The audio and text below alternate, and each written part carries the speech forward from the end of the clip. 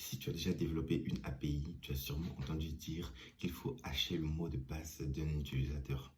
Mais est-ce que tu savais qu'il y a d'autres informations en plus du mot de passe qu'il est important de hacher?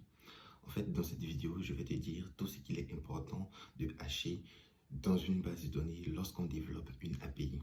Les informations, en effet, à hacher, à protéger, sont les informations sensibles. Je donne un exemple. Quand tu développes une application qui fait appel au numéro de passeport d'un utilisateur, ça va être protégé. Donc le numéro de passeport, le numéro de visa, le numéro de sécurité sociale, le numéro de carte bancaire, ces informations doivent être protégées. Et il n'y a pas que ça, il n'y a pas que ces types de numéros qui doivent être protégés. On imagine aussi que dans ton application à toi, tu as plusieurs utilisateurs, tu as des utilisateurs différents, un rôle, tu as des rôles, voilà, des rôles d'utilisateurs différents. Un rôle que tu appelles user, un autre rôle que tu appelles admin et un autre rôle particulier que tu appelles user VIP.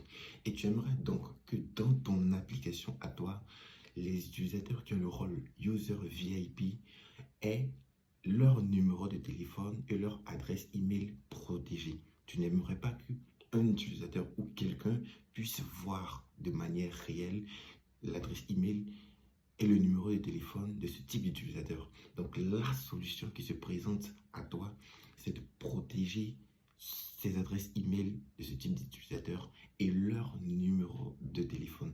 Donc en base de données, toutes ces informations ne doivent pas être visibles par un utilisateur. Ce que tu dois retenir de ces informations sensibles, c'est que toute information sensible de ton application, toute information sensible de ton application qui part dans la base de données doit être protégée, doit être hachée. C'est ce qu'il y a à savoir. Et dernière chose aussi importante à savoir, c'est de t'abonner pour ne pas manquer la prochaine astuce.